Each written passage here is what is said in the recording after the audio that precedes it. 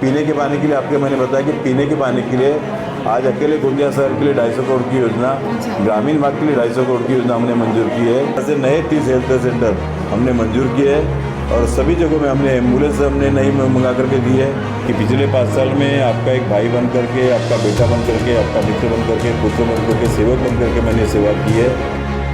नमस्कार, मैं रश्मि खेड़ीकर। महाराष्ट्र के महासंग्राम में आज हम आए हैं गोंदिया विधानसभा क्षेत्र में और अभी मेरे साथ यहाँ के विद्यमान विधायक विनोद जी अग्रवाल है, जिनकी छवि एक विकास पुरुष की है, यहाँ पे उनकी पहचान है और उन्हें हाल ही में बीजेपी की ओर से उम्मीदवारी भी घोषित की गई है। आइए जानते हैं कि ये चुनाव उनके लिए कैसा रहने वाला है, कैसा विजन उनका है।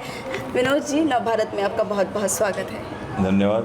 आपके माध्यम से मैं सभी को नमस्कार करता हूँ। दादा, आपकी पहचान विकास पुरुष की है। कहते हैं कि 5 साल में आपने वो करके दिखाया जो 27 सालों में नहीं हुआ है। तो इन 5 सालों में आपने ऐसा क्या किया है और आने वाले ये इस चुनाव में आपकी इन मुद्दों के ऊपर आपकी प्रचार रहने वाला है?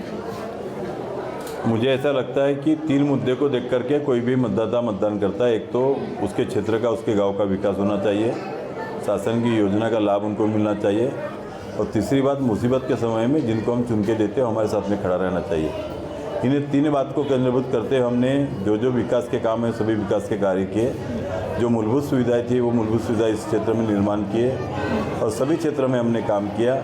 इवन किसानों के लिए डांगोली का बैरेज हमने मंजूर किया। गोंदिया विधानसभा में पीने के पानी की योजना के लिए बड़ी योजनाएं मंजूर की। ग्रामीण में पीने के पानी की योजनाएं मंजूर की।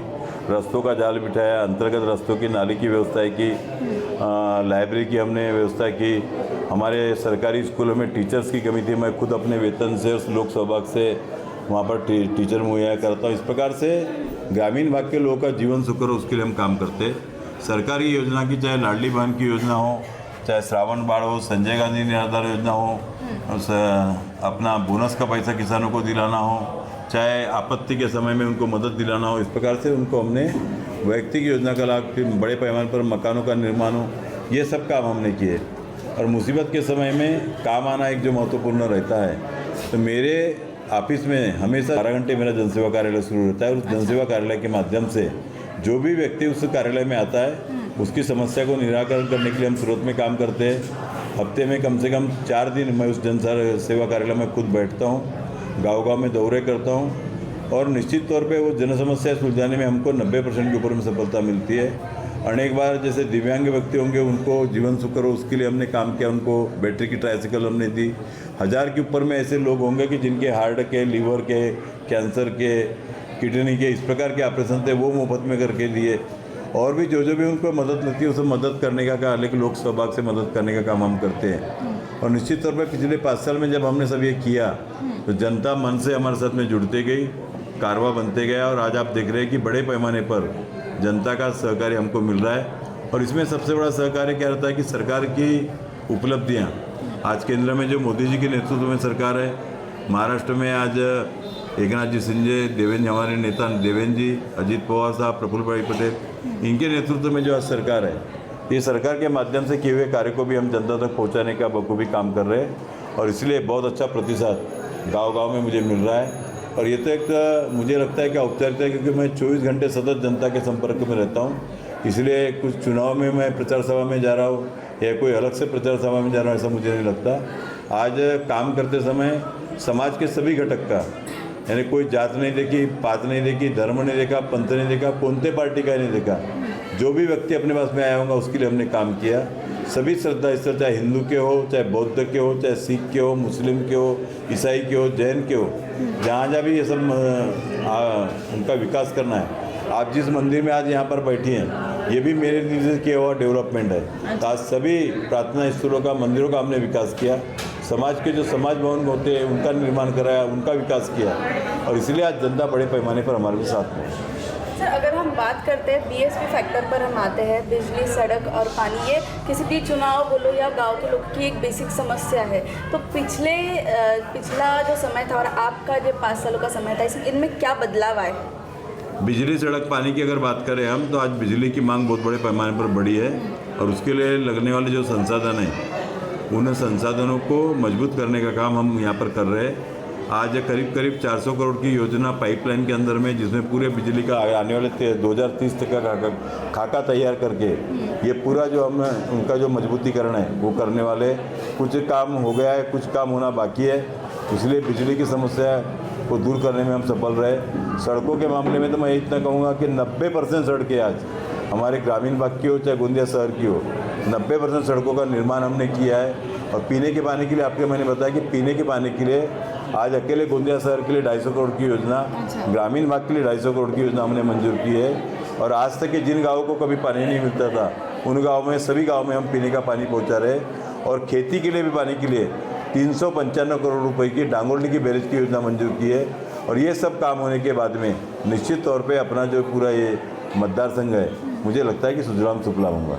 सर, पिछली बार का जो इलेक्शन था आपने अपक्ष लड़ा था, तब क्या और अभी जो है आपको बीजेपी की ओर से आप लड़ रहे हैं, तो तब से आप बीजेपी के साथ थे? देखो, मेरे को 40 साल हो गए राजकीय जीवन में। मैंने काम ही बीजेपी का अपने 15 साल की आयु से करने का शुरू किया और बीजेपी के सभी पदों पर मैं रहा हूँ। जिस समय मैं अपक्ष रहा तब भी बीजेपी मेरे साथ में थी, आज भी मैं बीजेपी में हूँ, बीजेपी मेरे साथ में, जनता मेरे साथ में। तो मैं कहीं भी अलग भी लड़ा, लेकिन मैं पार्टी छोड़ के कभी नहीं गया, अपने विचारों से कभी अलग नहीं हुआ। और निश्चित तौर पे हमने हर समय में, चाहे लोकसभा चुनाव या कोई भी चुनाव, उस समय भी हमने बीजेपी को समर्थन दिया और आज भी बीजेपी हमारे साथ में।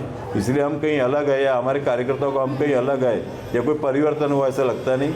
हमको लोग बीजेपी के रूप में ही कल भी देखते थे, आज भी देख रहे हैं और कल भी देखेंगे। सर, आपका जब कार्यकाल था तब 1.5 साल तो कोविड ही था, तो कोविड में आपने कैसा काम किया है? कोविड का समय बहुत ही कठिन था, विश्व की माला में आपको महामारी थी और उस समय में बहुत ही दुख के साथ में हमको अनेक लोगों को खोना पड़ा। और उस समय में जब भी ऑक्सीजन की कमी हुई हो, दवा की कमी हो, वो हमने सब ज़्यादा से ज़्यादा हम कैसे मुहैया कर सकते हैं, आरोग्य से सुविधा ज़्यादा से ज़्यादा हम कैसे मुहैया करा सकते हैं, ये सब पूरा प्रयास हमने किया। उस समय में जो भी हमको सब चीज़ें निर्माण करना था वो निर्माण हमने किए। और दूसरी बात, उस समय सबका रोज़गार चले गया था, अनेक लोग, गरीब लोगों को खाने की दिक्कत थी।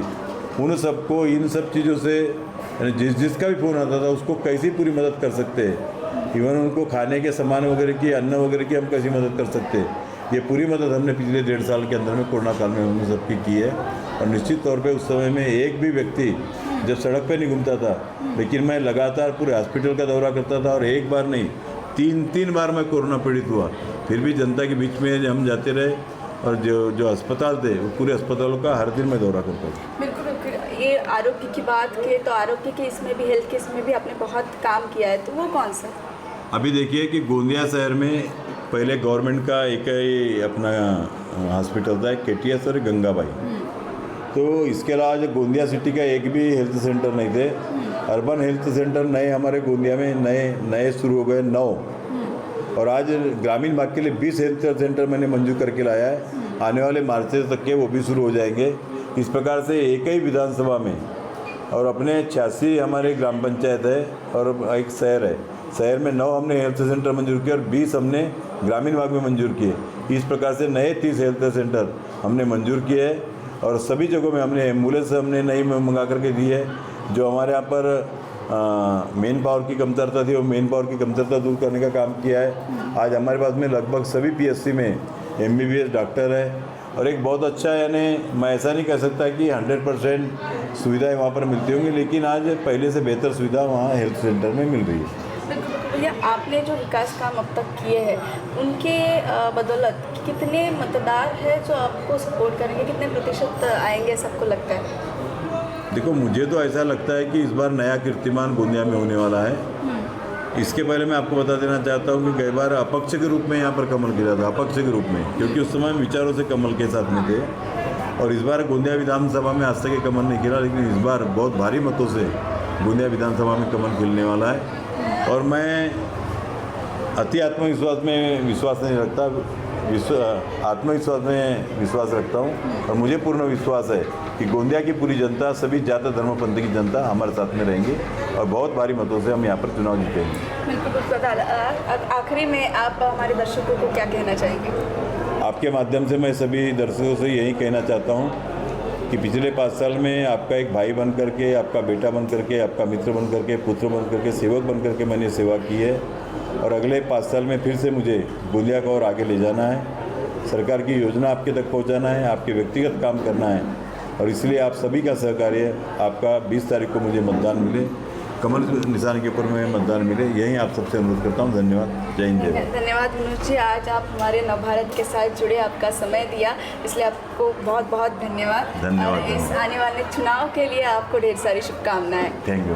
तो आज हमने विनोद जी से बात की, गोंदिया विधानसभा क्षेत्र में उन्होंने 5 साल जो काम किया उसके बारे में उन्होंने बताया और इस बार भी लोग उन पर भरोसा करके उन्हें जिताएंगे ऐसा विश्वास उन्हें है। लेकिन गोंदिया विधानसभा क्षेत्र में आगे क्या होगा ये देखना ज़रूरी रहने वाला है और इस गोंदिया विधानसभा क्षेत्र के अपडेट्स, इस विधानसभा चुनाव के अपडेट्स मैं आप तक पहुंचाऊंगी। तब तक मेरे साथ देखते रहिए महाराष्ट्र का महासंग्राम। कैमरा पर्सन तन्मय के साथ रश्मि खेड़ीकर, नव भारत, गोंदिया।